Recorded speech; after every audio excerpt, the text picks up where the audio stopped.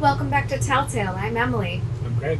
and we are going to be talking about Philip K. Dick's The Trouble with Bubbles, which, from the title, threw us a little bit for a loop because we thought this would be another funny one. Yeah, I thought it was going to be another funny Like fantasy. a humor thing, but this one's deep. This one's It is. real deep. Yeah, it's getting into some of Philip K. Dick's more sophisticated themes that he'll repeat in later work. Yep. And this is his 26th work in our bibliography listing, which may or may not be completely accurate, but I did my best. And it was published in September of 1953 again. We're Still in stuck. 1953. Still stuck in September. He wrote a lot of Just- short stories in 1953. What a machine. And it was published in If magazine, If Science Fiction magazine, Ooh. in the September 53 issue. Oh boy. And this isn't in Paycheck. This is in We Can Remember It For You Wholesale. That's where I have the story and where I read it. And I found it in the magazine. The PDF. The PDF. Actually, online. Greg found it, and I Yeah. read it from the PDF link that you sent me. So they're Mhm. easy to find out there in the world. Yep. Give it a Google. Yeah. But yeah, this one was crazy. So, is crazy. do you want to take a shot at the synopsis? Yeah. So basically, this guy comes to this place, this house party, or some kind of like huge party thing. And it is a party for people who have created their own worlds in a bubble.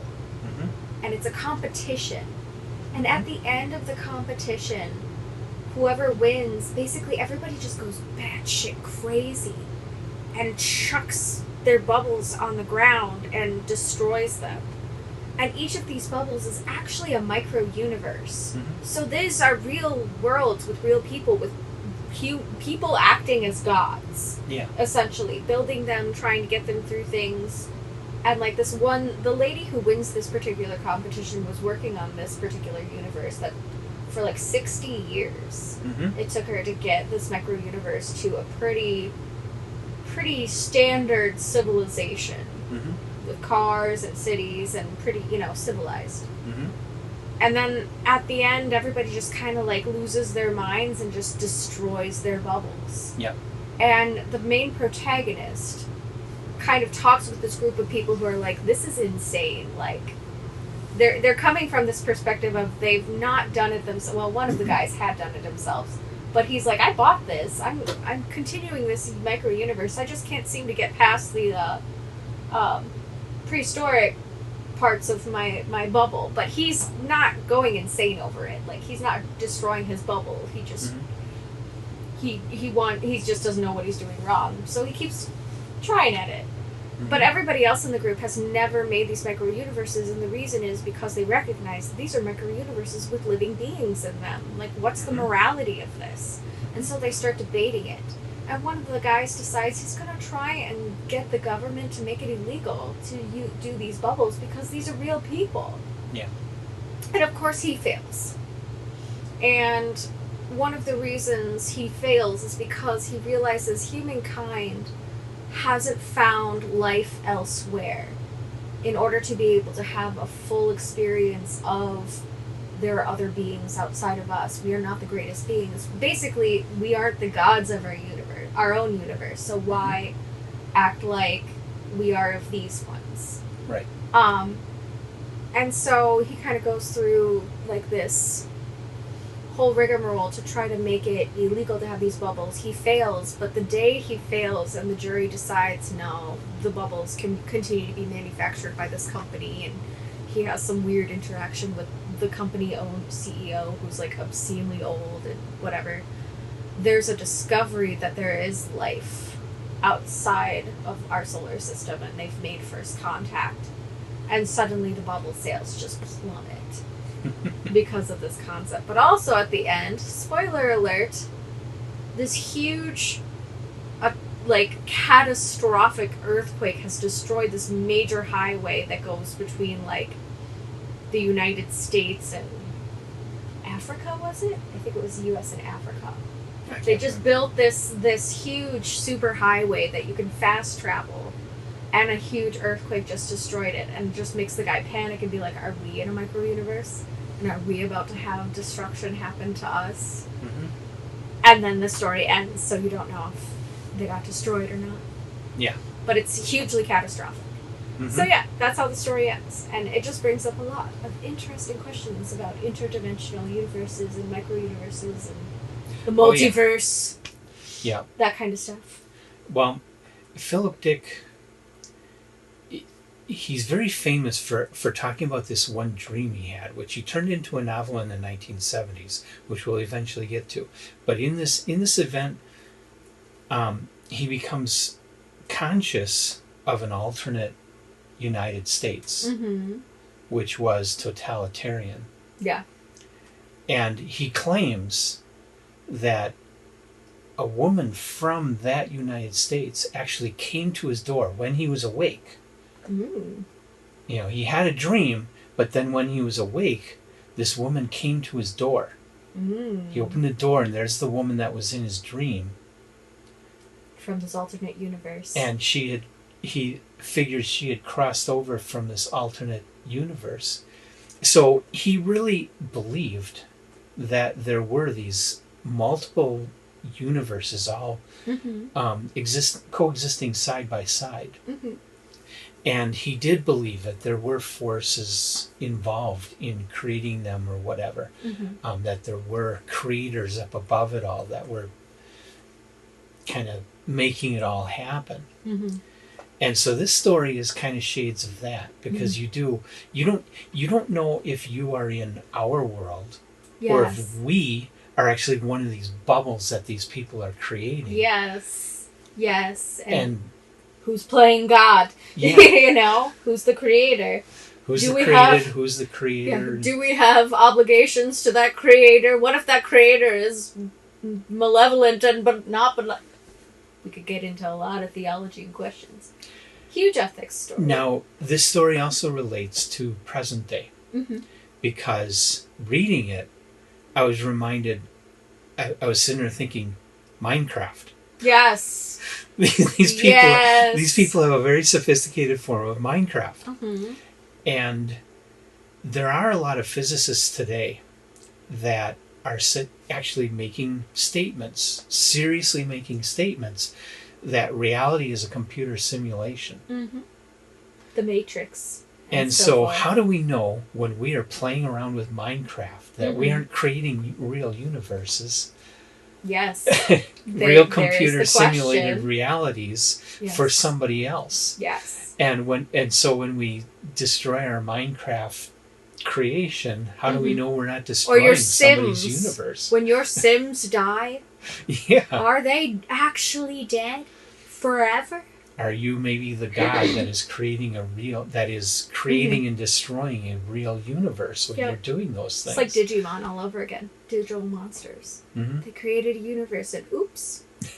It became real and interdimensional, and now some 10-year-olds have the fate of the world in their hands with these little monsters. Mhm.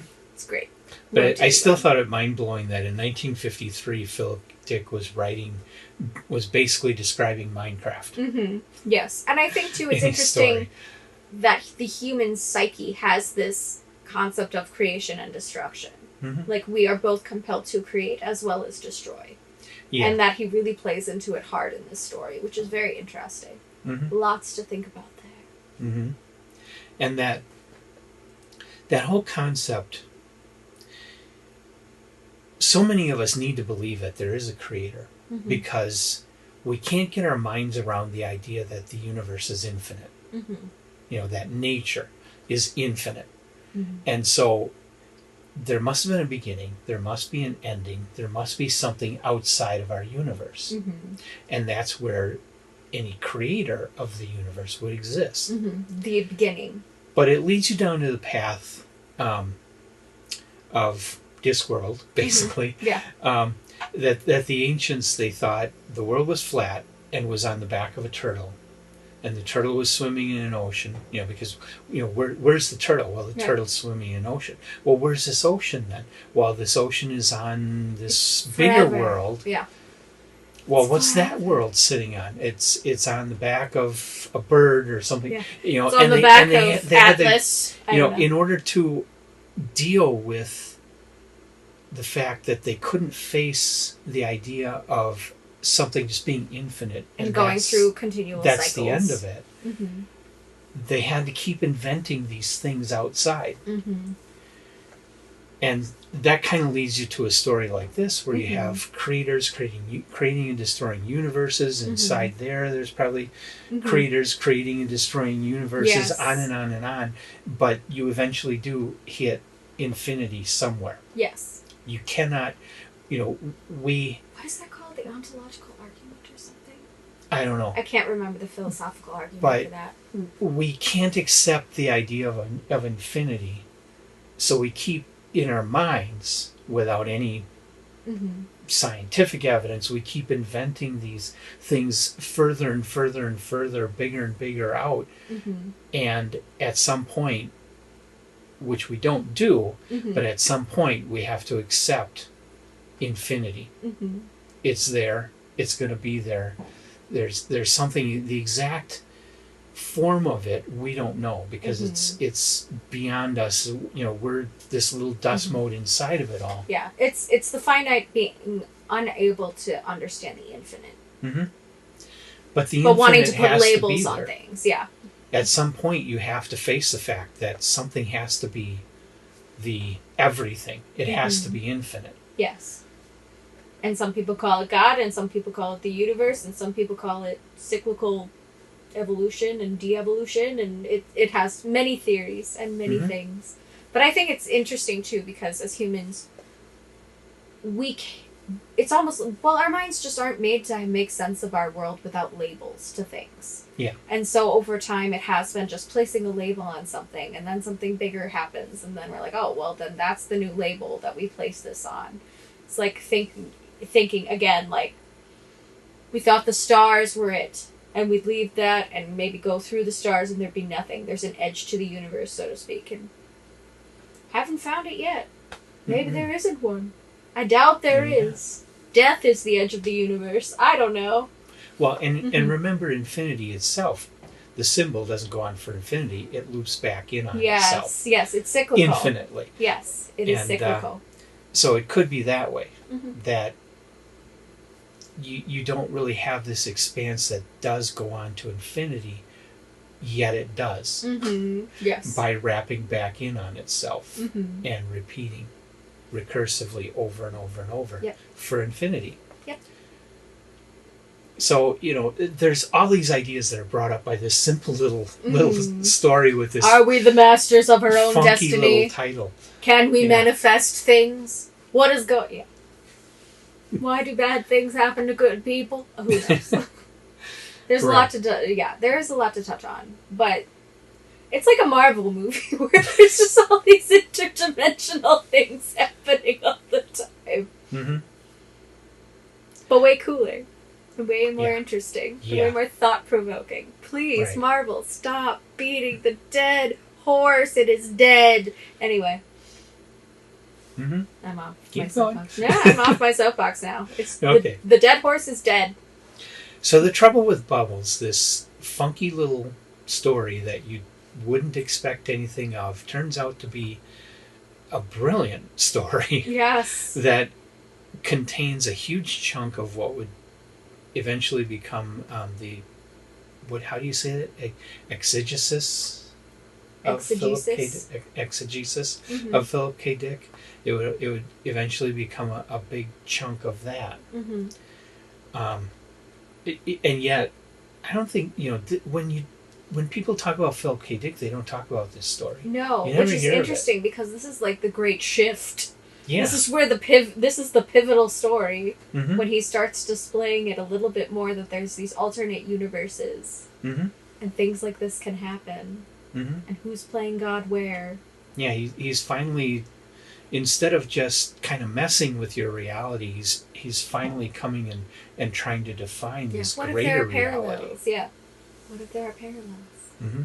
Asking more what if questions. Mm-hmm. Like So- this character at the end of the story. What if we're in the bubble? Yeah. So you can probably see here I already gave it a top 10. Oh yeah, absolutely. No, hands There's no down, doubt. top This tail. Everybody This should is the just read pivotal this one. story. Basically, Philip K. Dick is a top tail. Mm-hmm. The whole thing. But yes, this was a really good read, very thought provoking Oh yeah. and fun. It's actually a fun read Mm-hmm. because it shows you a lot of raw humanity, but kind of in extreme and not obscene. What's the word? Well, a little obscene. Absurd. There's kind of an absurd humor to it. Mm-hmm. But also, is it? Is it really absurd humor? Or is this the reality? Only if you want to go down that rabbit hole and, Yeah. and start believing in things that you really have no Yeah. reason to believe. All I know is one day I'll die. Uh-huh. Death and taxes. Mhm. Guaranteed. Well, taxes aren't guaranteed if you die first. They'll tax your body. Anyway. But yeah, that's all I gotta say about this one. Me too. It's fun. Read it. Just read it and read it again and read it again. Leave your comments. What did you think of this one if you've read it?